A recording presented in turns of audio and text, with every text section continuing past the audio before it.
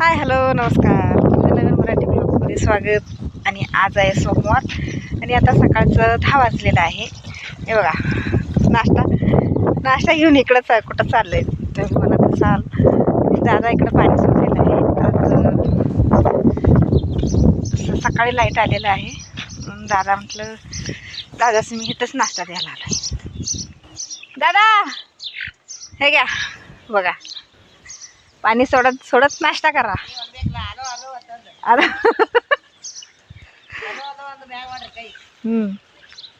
Hello hello, हे घ्या नाश्ता करा. नाश्ता चालू. नाश्ता करायला या. हा करा. हे बघा पाणी पण चालू आहे इकडं. नाश्ता बघा, शेतात काम करत करत नाश्ता सुरू. पाणी एक ग्लास घेऊन या आता तुम्ही. ताई तिकडं थांबलेलं आहे बघा, वरण्याला पाणी सोडलेलं आहे बघा.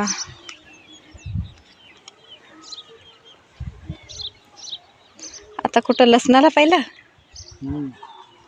मग बाकी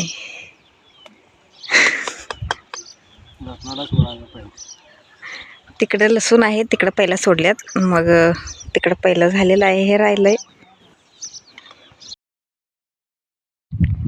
दादाला नाश्ता देऊन आलं आणि इकडं बाबा नाश्ता करायला लागल्यात. आणि मी आणि ताई पण नाश्ता करणार आहे. या तुम्ही पण नाश्ता करायला.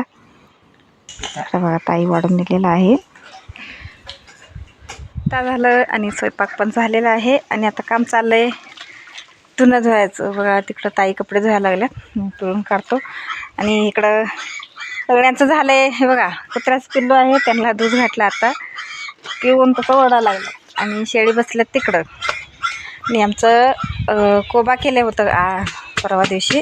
आणि ते पसारा सगळं ठेवलेलं आहे. कसं ठेवलं आहे त्याला तुम्हाला दाखवतो बघा. हे पहिला दरवाजा मी किती वेगळं म्हणजे बऱ्याच वेळा दाखवलेलाच आहे मी. हे बघा सकाळी पूजा करून घेतलं.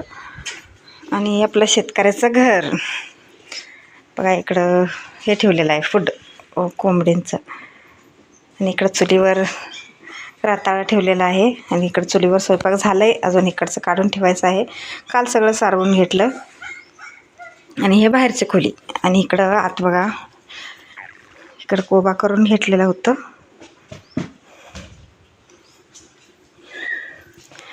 चला आता सगळं कोबा पण झालं, पसारा पण सगळं ठेवलेलं आहे. पहिलं कसं ठेवलं होतं तसंच ठेवलेलं आहे. हे आतलं खोली आहे. गॅसवर काय जास्त स्वयंपाक नाही आहे, चुलीवरच करायला लागलो आहे आम्ही. बघा सकाळी पूजा करून घेतलेलं आहे. आज आहे एकादश. पूजा झालेलं आहे. चला आमचं शेतकऱ्याचं घर कसं वाटलं कमेंटमध्ये सांगा. आणि आता काम राहिलं, धुणं भांडी सगळं चाललेलं आहे. आणि दुपारचे काम काही आज दळप पण करायचं आहे. चला आता परत संध्याकाळी बोलूया. आता इकडं दुपारचं 3 वाजलेलं आहे. आणि बाबा आणि दादा गेले होते दुपारी म्हणजे 12 वाजता गावात, कारण मक्का आणायचं होतं. हे बघा मक्का आणलेला आहे. आता गाडीमध्ये आणलेलं होतं, किती 20 पोतं आणलेलं आहे. ते इकडं पोतं आम्ही उतरून घ्या लागलो आहे बघा. मी आणि ताई द्यायला लागलो आहे. आणि दादा बघा पाठीला लावून असं घेऊन चाललेलं आहे. आत ठेवायला लागल्यात. हे कशासाठी म्हणजे कोंबड्यासनी घालायला. त्यांना हे मक्याचा भरडा करून कोंबड्यासनी घालायचं असतंय. त्यामुळे इकडं बघा पूर्ण असं रचलेलं आहे. दादा 20-21 पोते आहेत. म्हणजे किती मी विचारलेलं नाही आहे ते किती हजारचं आहे. 20 का 25 हजारचं आहे. तांदूळ आणि फूड आणि मक्का हे धरून 20-25 हजारचं धान्य आहे. हे सगळं कोंबड्यासनीच आणलेलं आहे. त्यांना कसं आपण जास्त खायला टाकलं तर ते लवकर मोठं होऊन ते मार्केटला जातं आहे. त्यामुळं त्यांना खायला कमी पडू द्यायचं नाही आहे. पहिलं आणलं होतं 10 पोती, मग आता आणलेलं आहे 20. आणि पूर्ण या महिन्यामध्ये म्हणजे त्याने मोठं ते कोंबड्या मोठं होऊन ते मार्केटला जातं आहे म्हणजे मग विकायला. त्यामुळं एवढं गाडीवरून आणलेलं आहे बघा.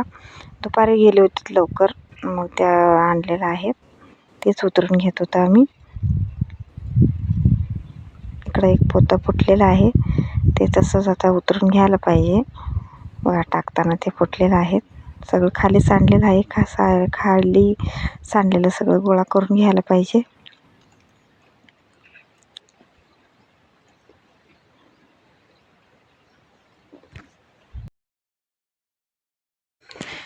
संध्याकाळची कामं चाललेलं आहे बघा.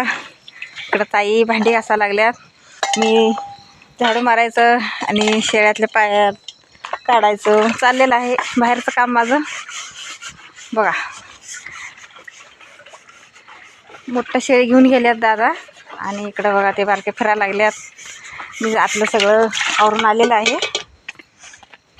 बघा इकडं लोटून सगळं आवरलं आहे आतलं बाहेरचं सगळं. चला ताई भांडी घासायला लागल्यात.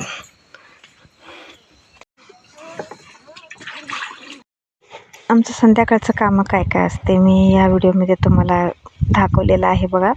ताई संध्याकाळचं भांडी घासायला लागल्यात आणि मी बघा लोटून काढायला लागलो. इथं शेळी पण बांधतोय आणि इकडं कुत्रा पण असतात बघा. कुत्र्याचं पिल्लू 3 आहेत त्यामुळं तिथं त्याने पण घाण केलेलं असते आणि शेळीचं लेंड्या त्यानं पडलेलं असते त्यामुळं ते सगळं लोटून काढायला लागलो आहे.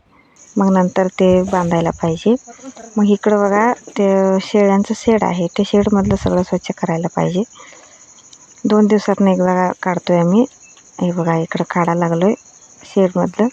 शेळी घेऊन गेल्यात दादा. मग घेऊन गेल्यावर स्वच्छ करायला येते आणि ते एका ठिकाणी गोळा करायचं. ते खत होतं आहे ते गोळा करून झाल्यानंतर ते म्हणजे जास्त झाल्यावर खूप म्हणजे असं गोळा करायचं. जास्त झाल्यावर शेतात टाकायचं ते खत झाल्यानंतर. ते खत चांगलं असतंय. मग आता इकडं काम सगळं आवरलं. मग ते बघा इकडे शेळी पण बांधलेलं आहे. दादा घेऊन आलेत शेळी आणि इकडं मी कुत्र्यासनी दूध पाजवायला लागलो आहे. अजून छोटं आहेत म्हणून ते असं धरून पाजवायला लागते. बघा बारकी आहेत म्हणून जरासं एक आहे मोठं त्याच्या म्हणजे पितं ते तसं आणि ह्याने कसं खूप लहान आहेत म्हणून ते असं धरून पाजवायला लागते. 3 टाईम दूध घालते त्याला आम्ही त्यांना. इकडं शेळीचं पिल्लू त्याने पण दूध पिऊन आईचं दूध पिऊन संध्याकाळचं काम सगळं आवरून आम्ही आता चाललोय कुठं हरभऱ्याची भाजी आणायला.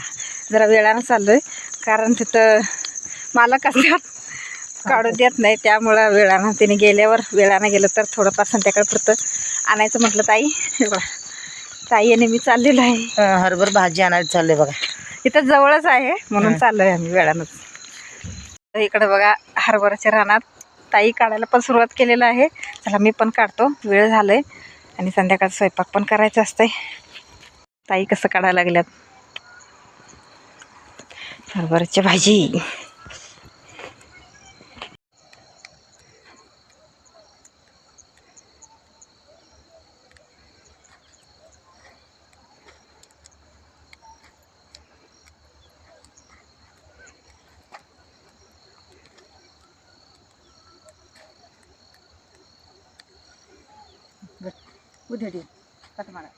चला घरला चाललेलो आहे बघा. अंधार झालं काय दिसणार नाही.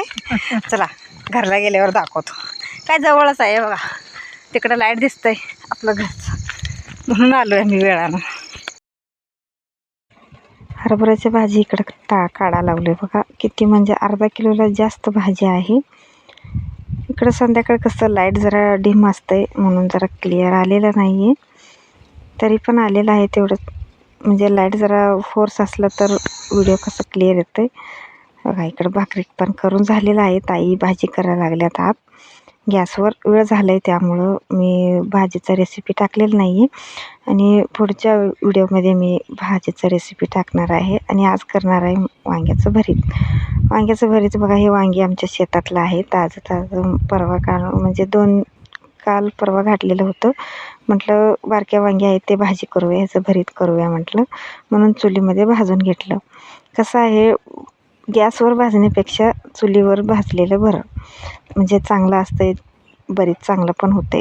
आणि इकडे भाकरी करून झालं आणि त्यावर दूध ठेवलेलं आहे. ताई दादा त्यांना शेकत बसलेले होते. मग दादा कसं टोपी काढलेले होते. मी व्हिडिओ सुरू केल्यानंतर पटकन टोपी घातलीत त्यांनी. इकडं ते भाजलेलं आहे वांगी. मग त्याच्यावरलं सालपट सगळं काढून घ्यायला लागलो आहे. वांगी चांगलंच आहे. म्हणजे इकडं एक एक वांगी कसं वरनं चांगलं असते, आत किडकं असते. म्हणून इकडं बघा मी सगळं चेक करायला लागलो आहे. वांगी चांगलंच होतं.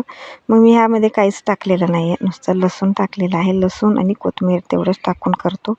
कसं आहे भरीतमध्ये काय काय कांदा, टोमॅटो, जिरं, मोहरी हे असं सगळं टाकतात. खरं तसलं म्हणजे आम्ही कधीच केलेलं नाही आहे.